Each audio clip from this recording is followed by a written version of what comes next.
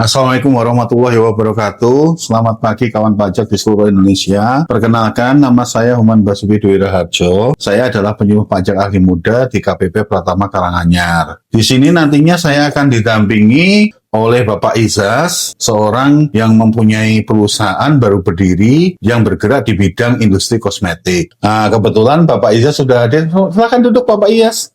Monggo. Ya, Assalamualaikum Pak Basuki. Waalaikumsalam. Saya ini mempunyai perusahaan baru berdiri dan mengalami kerugian fiskal. Sehingga Bapak. beban pajak yang ditanggung perusahaan itu sangat besar dan membebani keuangan perusahaan. Saya dapat informasi mengenai adanya SKB PPH. Apa itu Pak, SKB PPH? Begini Bapak Iyas, apa itu SKB? PPH. SKB adalah surat keterangan bebas. Otomatis SKB PPH adalah surat keterangan bebas PPH. SKB PPH ini adalah surat keterangan bebas yang diterbitkan oleh Direktur Jenderal Pajak yang menyatakan bahwa wajib pajak berhak untuk mendapatkan fasilitas pembebasan dari pengenaan pajak terutang baik melalui pemotongan atau melalui pemungutan untuk transaksi atau periode tertentu. Fasilitas pembebasan pajak ini ditujukan kepada wajib pajak yang memenuhi ketentuan tertentu dan berhak untuk memiliki hak atas fasilitas tersebut. Nah, fasilitas ini meliputi berbagai jenis pajak dan memberikan manfaat kepada wajib pajak, terutama dalam hal meringankan beban pajak yang harus dibayar, serta memberikan kesempatan kepada wajib pajak untuk lebih fokus kepada perkembangan usaha ataupun proyek tertentu. Jadi kalau baru berdiri, dengan adanya SKB ini diharapkan lebih fokus untuk pendirian perusahaannya lebih bagus, nantinya beroperasi, berkegiatan, dan melaksanakan proses kegiatan produksinya. Begitu Bapak Iyas. Oh, gitu ya Pak. Terus bagaimana ya Pak cara pengajuan SKB PPH melalui aplikasi Koretex? Melalui aplikasi Kortek ya Pak ya? Ya. Nah, itu pertanyaan bagus. Pengajuan permohonan SKB PPH dapat dilakukan secara online melalui aplikasi Kortek dengan langkah-langkah sebagai berikut. Yang pertama, Bapak masuk ke situs resmi https://kortek.djp.pajak.go.id. Kemudian Bapak masukkan NPWP ataupun NIK, password, terus CAPTCA, baru klik login.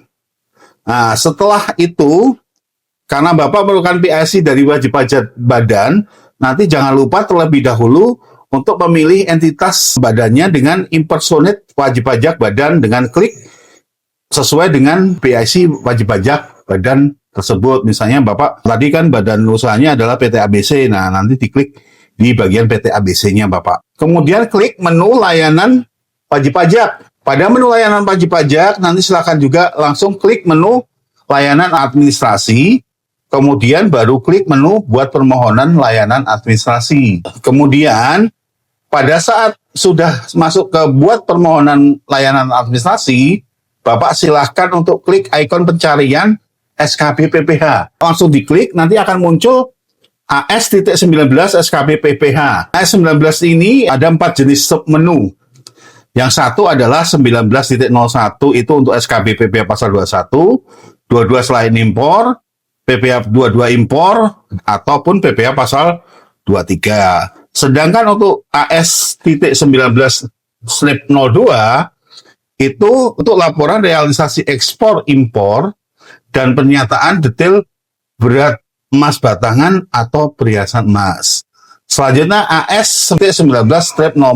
Ini adalah merupakan SKB pemotongan PPH atas bunga deposito dan tabungan serta diskon untuk SBI yang diterima atau diperoleh dana pensiun yang pendiriannya telah disahkan oleh Menteri Keuangan atau OJK.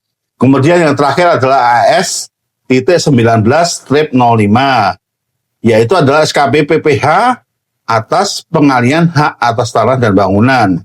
Nah, bisa berupa hibah maupun transaksi berupa warisan. Karena Bapak itu tadi itu menyebutkan bahwa jenis permohonannya adalah mengenai 19.01 yang mana adalah perusahaan baru berdiri dan mengalami kerugian fiskal, maka klik menu S-19/01, yaitu jenis permohonan SKB yang sesuai tadi, kemudian klik simpan untuk mengkonfirmasi layanan yang sesuai yang kita pilih tadi itu. Setelah itu, kita udah klik simpan, kita sudah dapat nomor kasusnya Pak Izas. Nah, selanjutnya kita mengisi permohonan SKB tersebut Terus kita lanjut klik alur kasus. Nah, di menu alur kasus, nantinya kita harus mengisi seluruh kolom dalam halaman pertama perutaan kasus di bagian detail permohonan yang terdiri dari satu, jenis pemotongan atau pungutan PPh yang diajukan SKB. Dan perlu diingat adalah satu jenis permohonannya itu adalah untuk satu jenis pajak yang diajukan. Misalnya untuk PPh pasal 23 ya berarti permohonan baru untuk PPh pasal 23. Nantinya untuk PPh pasal 22 impornya nanti selanjutnya klik lagi. Jadi ada beberapa nanti yang akan digunakan untuk permohonannya. Misalnya Bapak ini kan baru berdiri kan, otomatis kan yang istilahnya kan PPh-nya PPh pasal 23 dan PPh 22 impor untuk mengimpor mesin produksinya kan. Nah, nantinya otomatis Bapak ada dua jenis permohonan. Satunya adalah permohonan SKB PPh pasal 23, satunya adalah permohonan PPh pasal 22 impor. Yang kedua adalah alasan permohonan pembebasan pemotongan pemungutan PPh. Alasannya apa? Karena alasannya tadi adalah mengalami kerugian fiskal, maka diklik mengalami kerugian fiskal. Terus ketiga adalah tahun pajak yang diajukan permohonan pembebasan pemotongan atau pemungutan PPh. Misalnya sekarang adalah tahun 2025 ya Bapak ajukan di tahun 2025. Selanjutnya, jika dalam pemilihan permohonan SKB adalah mengalami kerugian fiskal, maka kita diharuskan mengisi opsi pilihan ya atau tidak pada 3 pertanyaan sebagai berikut. Apakah dalam tahap investasi awal? Ya. Apakah belum berproduksi? Ya. Apakah mengalami kondisi force of majeure? Ya. Nah, dalam hal kita sudah memilih alasan kerugian fiskal itu, maka kita membutuhkan beberapa dokumen yang menjadi persyaratan. Antara lain adalah, Bapak, satu, perhitungan proyeksi PPh yang akan terutang untuk tahun berjalan. Dan kedua adalah dokumen pendukung seperti SPT tahunan atau SKP untuk mendukung kompensasi kerugian fiskal. Kemudian, semua dokumen yang sudah kita persiapkan itu, kita scan, lalu kita unggah semua dokumen persyaratan formal itu, lalu kemudian kita klik simpan. Baru setelah itu adalah kita masuk ke bagian pernyataan wajib pajak, klik bagian pernyataan wajib pajak, kita isi nama kabupatennya, misalnya Klaten, baru kemudian kita klik simpan. Terus tahap selanjutnya adalah verifikasi kepatuhan wajib pajak berdasarkan prinsip pemenuhan surat keterangan fiskal. Artinya apa? Artinya bahwa semua hak dan kewajiban perpajakan sudah dilaksanakan dengan baik. Baik itu laporan SPT-nya maupun tunggakan pajak sudah dilunasi semua. Kalau kita sudah sesuai, maka kita bisa langsung membuat PDF, formulir dokumen untuk klasifikasi permohonan, kita simpan, dokumen kita tanda tangani dengan kita masukkan paspres-nya. Paspres yang waktu Bapak mendaftarkan kode otorisasi DJP, nah paspresnya itu langsung kita masukkan kode paspresnya, secara otomatis kita sudah melakukan tanda tangan secara digital, lalu kita klik simpan. Setelah itu, bagaimana kita cara mengirimkan permohonan SKB?